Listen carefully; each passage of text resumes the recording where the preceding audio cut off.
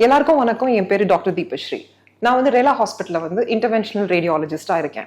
இன்னைக்கு வந்து நான் அயோட்டிக் அன்யூரிசம் பத்தி உங்ககிட்ட ஒரு இன்ஃபர்மேஷன் ஷேர் பண்ண போறேன். அயோட்டிக் அன்யூரிசம் அப்படின்னா என்ன அப்படின்னு நீங்க பாத்தீங்கன்னா, ஃபர்ஸ்ட் வந்து நம்ம அயோட்டான்னா என்னன்றது தெரிஞ்சுக்கலாம். அயோட்டான்றது வந்து நம்ம உடம்புல வந்து இதயத்திலிருந்து மற்ற ஆர்கன்ஸ்க்கு சப்ளை பண்ற பிளட் வெசல், அது பேரு அயோட்டா அப்படின்னு சொல்றோம். அன்யூரிசம் அப்படின்றது என்ன நீங்க பாத்தீங்கன்னா, ஜென்ரலா வந்து எங்கெல்லாம் வந்து ஒரு ரத்த குழாய் வீங்கி போயிருக்கோ அது பேரு அன்யூரிசம் அப்படின்னு சொல்றாங்க. சோ அயோட்டிக் அன்யூரிசம் அப்படின்னு என்ன நீங்க பாத்தீங்கன்னா, அயோட்டாவோட சைஸ் வந்து ஒரு 1.5 சென்டிமீட்டர்ல இருந்து 2 சென்டிமீட்டர் வரணும் இருக்கலாம். அதுக்கு மேல இருந்துச்சுன்னா அந்த அயோட்டா வந்து டைலேட்டட் அப்படின்னு சொல்லி நம்ம மெடிக்கல் டெர்மினாலஜில சொல்றோம். மோர் தென் 3 சென்டிமீட்டர்ஸ், 3 சென்டிமீட்டருக்கு மேல இருந்துச்சுன்னா அது பேரு அன்யூரிசம், அயோட்டிக் அன்யூரிசம் அப்படின்னு சொல்றாங்க. நான் மோர் தென் 3 சென்டிமீட்டர்ஸ் இருந்துச்சுன்னா எல்லாருக்குமே வந்து ட்ரீட்மெண்ட் பண்ணணுமா? இதோட சிம்டம்ஸ் என்ன? யாருக்கெல்லாம் இது அயோட்டிக் அன்யூரிசம் வரலாம் அப்படின்னு நீங்க பாத்தீங்கன்னா, ஜென்ரலா வந்து ஒரு 40% வந்து அயோட்டிக் அன்யூரிசம் வந்து சிம்டம்ஸே இருக்காது.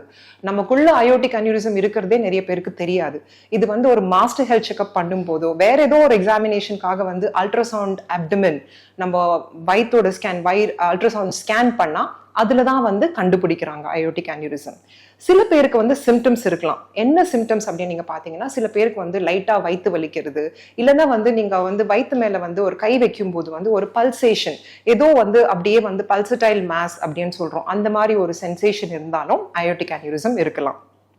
ஜென்ரலா யாருக்கு வரும் இதை நீங்க பாத்தீங்கன்னா, ஸ்மோக்கிங் ஹிஸ்டரி இருக்கிறவங்களுக்கு, heart problems, coronary artery disease, இதயத்துக்கு சப்ளை பண்ற ரத்த குழாய்க்குள்ள அடைப்பு இருக்கிறவங்களுக்கு, காலுக்கு சப்ளை பண்ற பிளட் வெசல்ஸ்ல வந்து அடைப்பு இருக்கிறவங்களுக்கு, peripheral arterial disease, coronary artery disease, smoking history, diabetes, இதெல்லாமே வந்து ரிஸ்க் ஃபேக்டர்ஸ் இருக்கலாம். இது மட்டும் இல்லாம ஒரு ஃபேமிலி ஹிஸ்டரியும் இருக்கலாம். சில பேருக்கு வந்து ஹெரிடிட்டரி ஆல்சோ.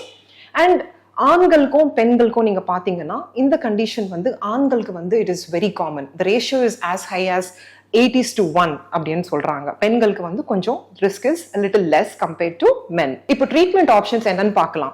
ஜென்ரலா வந்து ஒரு ட்ரீட்மெண்ட் அப்படின்னும் போதே வந்து சர்ஜரி அப்படின்னா நிறைய பேர் பயந்துப்பாங்க. ஸோ அயோட்டிக் அன்யூரிசம் பொறுத்த வரணும் எல்லாருக்குமே ட்ரீட் பண்ணணும்னு அவசியம் இல்லை. மோர் தென் 5.5 சென்டிமீட்டர், 5 சென்டிமீட்டருக்கு மேல போச்சு அப்படின்னா கண்டிப்பா வந்து இதுக்கு ட்ரீட்மெண்ட் பண்ணி தான் ஆகணும். ஆண்களுக்கு வந்து 5.5 சென்டிமீட்டர்ஸ், அதே பெண்களுக்கு வந்து பாத்தீங்கன்னா மோர் தென் 5 centimetres is an indication for treatment.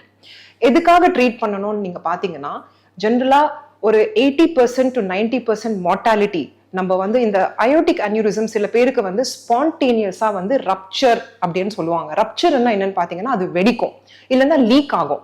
இந்த மாதிரி லீக்கிங் அன்யூரிசம் இல்லைன்னா ரப்சர்ட் அன்யூரிசம் வந்து நிறைய பேர் வந்து ஹாஸ்பிட்டலுக்கும் வந்து வர முடியாது. ஹாஸ்பிட்டலுக்கு வரதுக்கு முன்னாடியே வந்து they might loose their life. இந்த அளவுக்கு ரிஸ்க் இருக்கிறதுனால தான் வந்து 5.5 centimetres for men, more then 5 centimetres for women அந்த மாதிரி இருந்துச்சுன்னா கண்டிப்பா வந்து இதுக்கு ட்ரீட்மெண்ட் எடுத்தே ஆகணும் அப்படின்னு சொல்லி டாக்டர்ஸ் அட்வைஸ் பண்ணுவாங்க. என்ன ட்ரீட்மெண்ட் ஆப்ஷன்ஸ் நீங்க பாத்தீங்கன்னா, there are 2 ட்ரீட்மெண்ட் ஆப்ஷன்ஸ். ஒன்னு வந்து surgery, second thing is endovascular aneurysm repair. இது பேரு வந்து லாங்கா இருக்கு, but it's called EVAR, endovascular aneurysm repair. எல்லாருக்குமே சர்ஜரி பண்ணணும்னு அவசியம் இல்லை. இப்போ வந்து எல்லாருக்குமே EVAR அப்படின்ற ஒரு endovascular aneurysm repair which is a non-surgical treatment. இது வந்து எப்படி நம்ம இதயத்துல ஒரு அடைப்பு இருந்துச்சுன்னா ஒரு ஆஞ்சியோகிராம் பண்ணி ஆஞ்சியோபிளாஸ்டி பண்ணி ஸ்டென்ட் போடுறாங்களோ அதே மாதிரி தான் வந்து இந்த aortic aneurysm, abdominal aortic aneurysm, இது வயிற்றுல இருக்கிற அயோட்டிக் அன்யூரிசம்க்கு வந்து அது மட்டும் இல்லாம நம்ம செஸ்ட்லயும் வந்து அயோட்டிக் அன்யூரிசம் இருக்கலாம். அது பேரு தொராசிக் அன்யூரிசம். வயிற்றுல இருந்துச்சுன்னா அது பேர் அப்டாமினல் அயோட்டிக் அன்யூரிசம் அப்படின்னு சொல்றாங்க. ரெண்டுத்துக்குமே வந்து இப்போ ரொம்ப ஈஸியான ஆப்ஷன்ஸ் இருக்கு. அதுதான் வந்து இன்டர்வென்ஷனல் ரேடியாலஜி டெக்னிக் மூலியமா ஒரு ஸ்டென்ட் கிராஃப்ட்.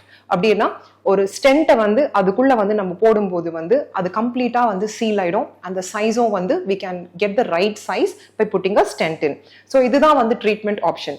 ஸோ இது ரொம்ப ஒரு முக்கியமான விஷயம். நிறைய பேருக்கு வந்து இந்த அயோட்டிக் அன்யூரிசம் பத்தியும் அண்ட் அதோட ட்ரீட்மெண்ட் ஆப்ஷன்ஸ் நிறைய பேருக்கு தெரியாது. அதனால தான் வந்து this short video and information just to let you all know about this particular condition. Thank you.